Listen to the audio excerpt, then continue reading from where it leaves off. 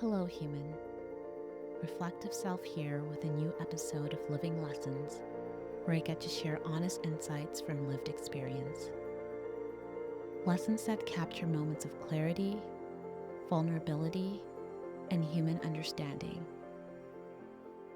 Today's episode is all about time and the fear of falling behind. And so here's the lesson that I've learned. When you seek to be led, choose intention, not time. If we took a moment to pause, where we are able to sit in our own stillness, long enough to drown out all the noise and distractions, it might feel disconcerting at first, but also strangely powerful, like we have just unlocked the ability to stop time. Perhaps even challenge our current concept of it. I relate time to a thread that runs through every lining and fabric of our days. From the moments we wake up, to the moments our eyes drift back into slumber. It lives in the devices we carry, in the commitments we make, even in the expectations we set. Time isn't just a measure of minutes and hours. It's the kind that quietly shapes how we see ourselves. From childhood, we are introduced to milestones as the markers of success, with the expectation that certain things are meant to happen within certain time frames. I often liken it to an imaginary handbook for a life lived well. The high school graduation by 18, the dream career by 20, the life partner by 25, the settled life by 30. These timelines rarely feel like suggestions, but more like checkpoints, and whether spoken out loud or absorbed silently, they begin to take up space in the background of our decisions. Over time, they stop being external expectations and start becoming internal measures. And so time becomes more than just a clock. It becomes a mirror. The mirror once known carries with it a particular pressure. It is often subtle at first.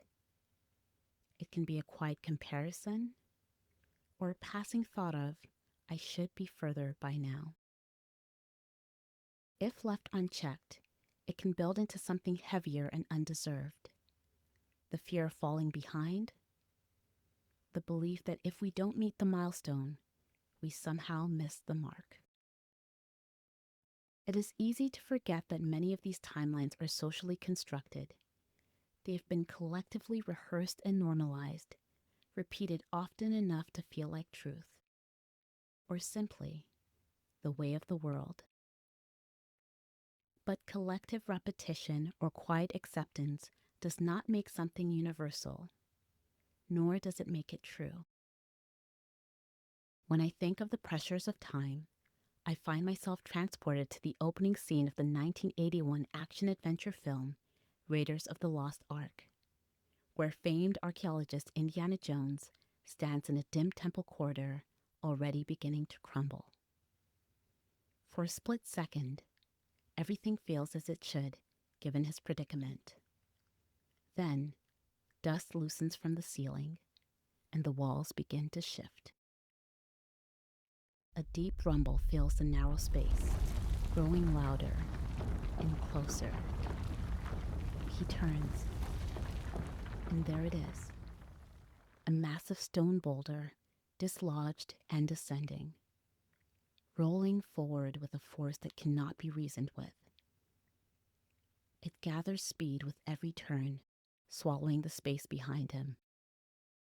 The corridor, that once felt wide enough to breathe in, now feels suffocating. There is no time to think, only to run. The sound of the boulder reverberates against the walls, each echo a reminder that it is closing in.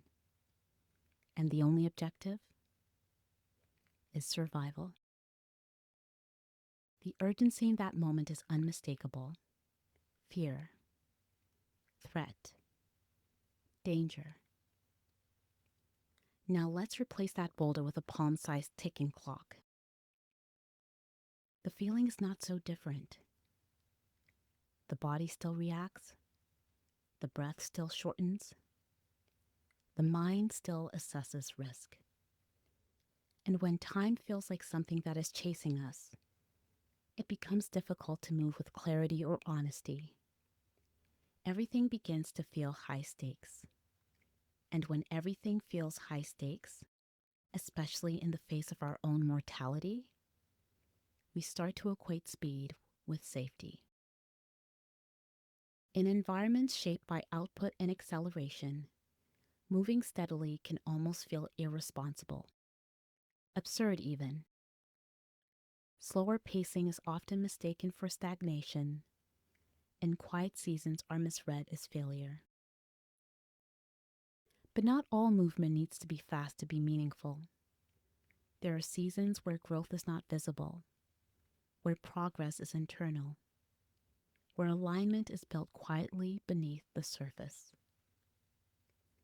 Those seasons rarely photograph well. They do not come with applause or recognition, but they often result in a sturdy foundation. Over time, I've come to recognize the difference between a self-led by time and a self-led by intention. When time leads, urgency often follows. Decisions become reactions, and actions of any kind become a way to quiet the anxiety. But when intention leads, the pace shifts. Not necessarily slower, but steadier. The movement feels chosen rather than imposed. That doesn't mean time has changed. It still exists. Deadlines still exist. Mortality still exists. But they no longer carry the same power or authority over our worth. Relief can arrive in knowing that time is not the enemy or the reaper. It is simply a neutral bystander carrying out a simple function. It does not measure worth. It does not assign value. It simply moves. And we, the gifted storytellers, layer it with meaning.